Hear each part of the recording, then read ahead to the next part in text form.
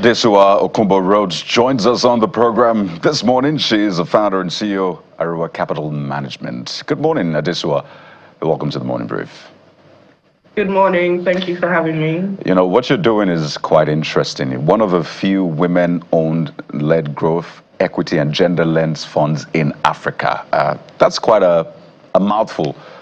For some people. By the way, right here on the Morning Brief, Monday does not just mean business. It means women in business for us. But what you're doing, as I said earlier on, is quite interesting. What's a simple explanation of what you're trying to achieve, and why are you doing that? Is it because you're a woman? Is it from your experience or the experience of others? Thank you, and thank you again for having me on your show. So I run a private equity fund called Aruwa Capital Management. And what we do is we provide capital to SMEs in Nigeria and across West Africa, SMEs that have proven their business model, they're at an inflection point of growth, and they need growth capital to expand.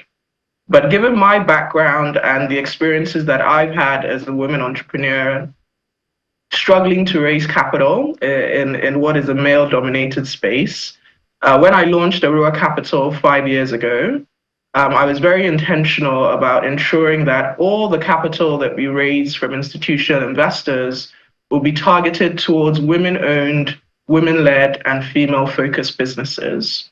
So across the funds that we manage, we have a very intentional gender lens focus, where we are only investing capital in businesses that are founded by women, businesses that are led by women, businesses that are positively impacting women in their value chain, either as customers, suppliers, majority of their workforce being women, or businesses that are producing goods and services that improve the lives of women.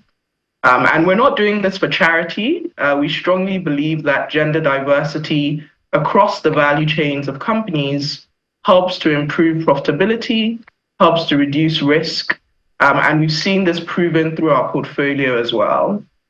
So that's what we're doing in a nutshell. And I'm happy to talk about the journey that led me here and why we have this intentional focus.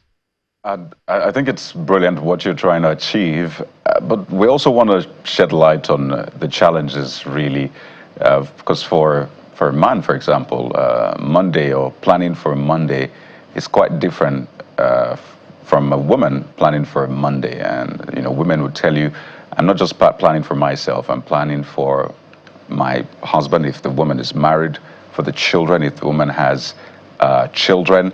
But if you don't have all of that, there's still challenges you face in the workplace or in the boardrooms, because some will tell you that, well, in my industry, things are not quite as rosy as you'd expect for women. So I am fighting competency battles. I'm trying to shatter the ceilings and the stereotypes. So how has it been for you? How do you manage all of those challenges on different fronts, or has it been rosy? It's definitely not been rosy. So I've been in the investment banking and private equity industry now for 15 years. And I've always found myself as the only Black woman in most of the rooms that I've been in. So I spent a lot of time in London. I spent time in institutions like Lehman Brothers, JP Morgan. And it was definitely difficult navigating what has traditionally been male-dominated spaces. And when I moved back to Nigeria, the same challenges persist for women entrepreneurs. So we've seen that last year in 2024, female entrepreneurs raised the lowest amount of funding in the last 5 years. They only raised less than 2% of the total capital available.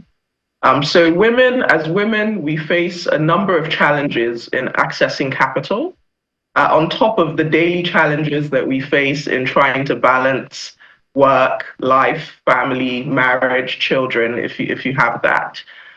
So with Aruwa, I'm really intentionally trying to provide women with an equal opportunity in terms of access to capital.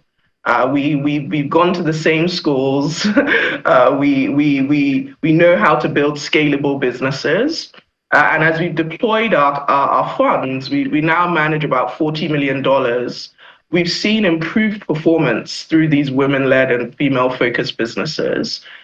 So yes, there are challenges, but I'm hopeful that through the work that we're doing, through the work that other funds that have a gender lens focus are doing, we'll be able to shed light on some of these women whose stories haven't been able to be told. We'll be able to shed light on the intersectionality that we're seeing through enhanced gender diversity, enhanced gender equality, and improved business performance.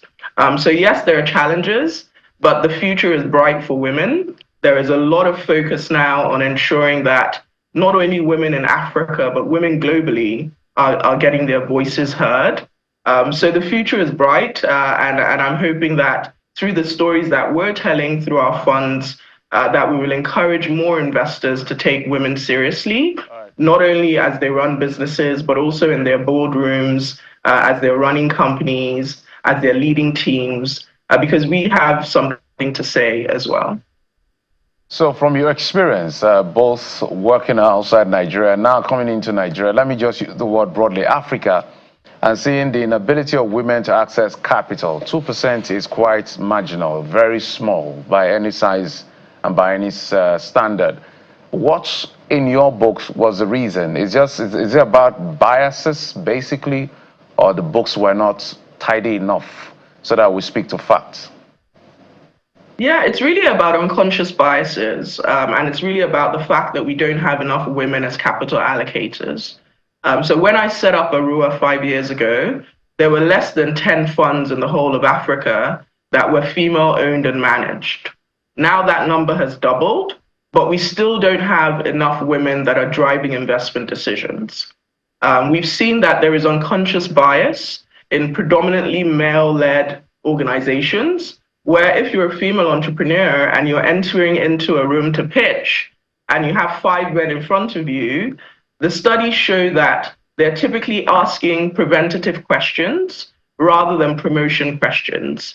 So a man in that same room will be asked how he intends to grow his business over the next 5 years.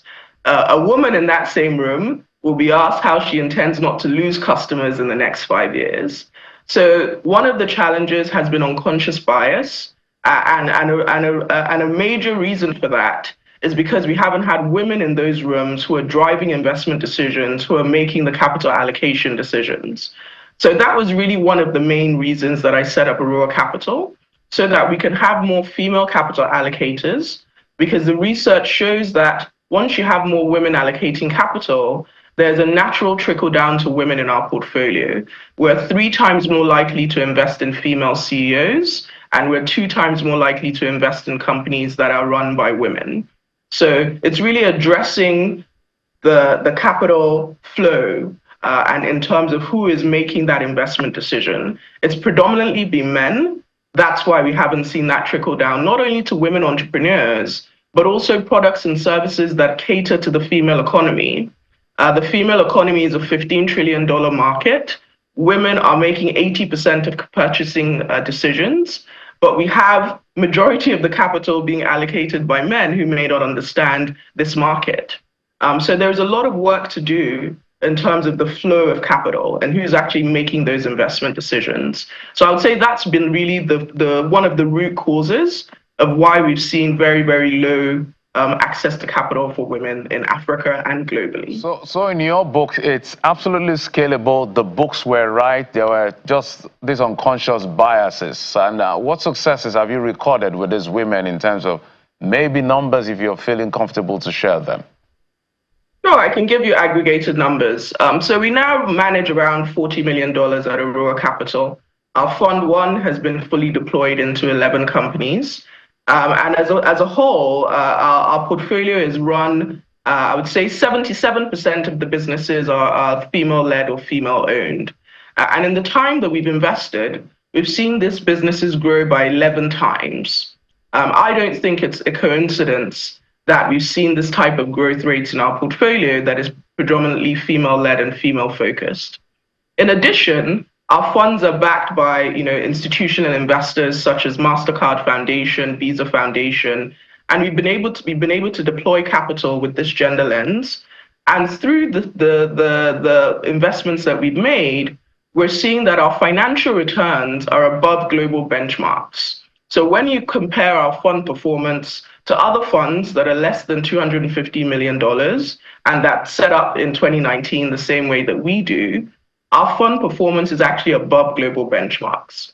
So I don't see this as a coincidence. I don't see it as a coincidence that as we have this focus on underserved and overlooked parts of the economy, we're able to showcase very, very strong financial returns.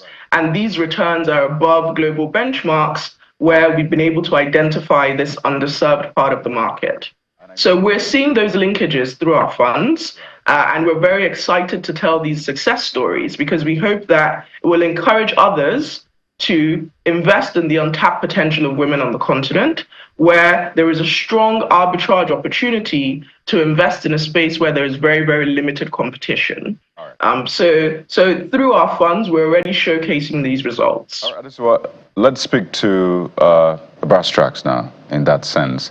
And imagine that you have your eyes on the MSME sector, but some will say we're missing out on the nanos as well. So there's the micro, and there's even the what is smaller than micro, which is nano, and that's where you find majority of women playing in that space. And hearing the work you're doing, for some we're hearing $400 million, you're like, I'm still struggling with 40,000 naira, right? And this is what you find across board. This is where the majority is.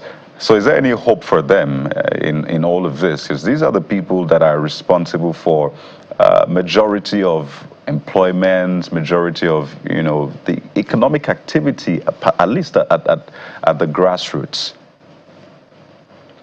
I'm so glad you brought that up because 3 of our impact pillars are at Aruwa. One of them is obviously gender equality and making sure that there's equal participation for women across the value chains of our companies. The second one is job creation.